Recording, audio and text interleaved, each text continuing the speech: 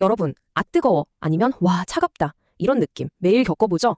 오늘은 바로 그 뜨거움과 차가움, 즉 열의 정체가 대체 뭔지 아주 쉽고 재미있게 한번 파헤쳐 보려고 합니다. 자, 준비되셨나요? 그럼 시작해 볼게요. 이게 되게 간단한 질문 같잖아요. 근데 이 안에는 정말 어마어마한 과학의 비밀이 숨어 있답니다. 펄펄 끓는 찌개 냄비는 손도 못 댈 만큼 뜨겁고 꽁꽁한 얼음은 손이 시릴 정도로 차갑잖아요. 도대체 이 차이가 어디서 오는 걸까요? 그 비밀을 푸는 첫 번째 열쇠는 바로 온도입니다. 그리고 이 온도의 비밀은요, 우리 눈에는 보이지 않는 아주 작은 세상 속에 있어요. 세상 모든 물건을 이루고 있는 작은 알갱이들이 추는 신나는 춤. 바로 거기서부터 모든 게 시작됩니다. 온도라는 게 뭐냐면요, 바로 이겁니다. 불체를 이루는 아주 작은 알갱이, 과학 용어로는 입자라고 하는데요. 이 알갱이들이 얼마나 신나게 또 얼마나 활발하게 움직이고 있는지를 숫자로 보여주는 거예요. 그러니까 복잡하게 생각할 필요 없이 온도가 높다? 이건 알갱이들이 막 정신없이 춤추고 있다는 뜻이고, 온도가 낮다? 이건 알갱이들이 아주 얌전하게 움직이고 있다는 뜻인 거죠. 간단하죠? 와, 이 그림 보니까 확 와닿죠? 왼쪽 보세요. 차가운 상태의 알갱이들은 아주 점잖게 천천히 움직이고 있잖아요. 반면에 오른쪽 뜨거운 상태의 알갱이들은 어때요? 와, 무슨 신나는 음악이라도 들리는 것처럼 아주 빠르고 활발하게 움직이고 있어요. 바로 이 움직임의 차이가 뜨거움과 차가움을 만드는 핵심인 겁니다. 자, 그럼 이 뜨거움, 즉 열은 한 곳에만 가만히 있는 게 아니거든요. 계속해서 여행을 다녀요. 그럼 열은 한 곳에서 다른 곳으로 어떻게 여행을 할까요? 여기에는 아주 특별한 세 가지 방법이 있습니다. 이야, 이 캠프파이어 그림 한번 보세요. 진짜 재밌는 게 뭐냐면요, 이 장면 하나에 열이 이동하는 세 가지 방법이 싹 다 들어있다는 거예요. 정말 신기하죠? 저기 쇠막대를 잡은 손도 보이고, 물이 끓는 주전자도 있고, 불 옆에서 손을 쬐는 모습까지. 자, 하나씩 뜯어볼까요? 열이 여행하는 세 가지 방법은 바로 전도, 대류, 복사입니다. 이름이 조금 어렵게 들릴 수도 있는데 괜찮아요. 이웃에게 전달, 직접 이사, 비처럼 직진, 이렇게만 기억하면 아주 쉬워요. 첫 번째 방법은 전도입니다. 이건 알갱이들이 직접 자리를 옮기는 게 아니고 옆에 있는 친구를 툭툭 치면서 열을 전달하는 방식이에요. 뜨거운 국에 숟가락을 담가두면 나중에 손잡이까지 뜨거워지잖아요. 바로 그거예요. 뜨거운 쪽 알갱이가 막 진동하면서 옆에 있는 알갱이를 흔들고, 그 알갱이가 또 옆 알갱이를 흔들고, 마치 도미노가 쓰러지듯이 열이 쭉 전달되는 거죠. 두 번째는 대류입니다. 이건 직접 이사라고 했죠. 주로 물이나 공기처럼 자유롭게 움직일 수 있는 물질에서 일어나는데요. 아래쪽에서 열을 받은 알갱이들이 뜨거워지면 가벼워져서 위로 슝 올라가고, 그럼 위에 있던 차갑고 무거운 알갱이들은 아래로 내려옵니다. 이렇게 알갱이들이 직접 자리를 바꾸면서 열을 골고루 섞어주는 거죠. 주전자에 물이 끓거나 히터를 켰을 때 방 전체가 따뜻해지는 게 바로 이 대류 덕분이에요. 마지막 세 번째는 복사입니다. 비처럼 직진. 이건 정말 신기해요. 전도나 대류처럼 중간에 다른 알갱이들의 도움이 전혀 필요 없어요. 열이 마치 비처럼 아무것도 없는 빈 공간을 뚫고 직접 슝 날아오는 거예요. 우리 모닥불이나 난로 옆에 가만히 서 있기만 해도 얼굴이 후끈후끈 따뜻해지잖아요. 그게 바로 복사로 열이 직접 날아왔기 때문입니다. 자, 그럼 이제 뜨거운 물체와 차가운 물체가 딱 하고 만나면 어떤 일이 벌어질까요? 서로 모르는 척 그냥 가만히 있을까요? 아니면 뭔가 엄청난 사건이 벌어질까요? 이거 우리 일상생활에서 정말 많이 하는 행동이죠?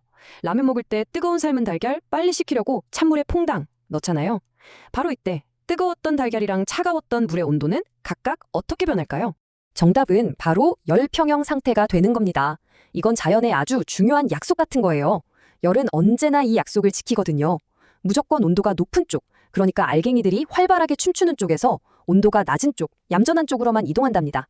그리고 이 이동은 두 물체의 온도가 똑같아질 때까지 멈추지 않아요. 바로 그 상태를 열평형이라고 부르는 거죠. 다시 달걀 이야기로 돌아가 볼까요? 뜨거운 달걀은 자기의 열을 찬물에게 막 넘겨줘요.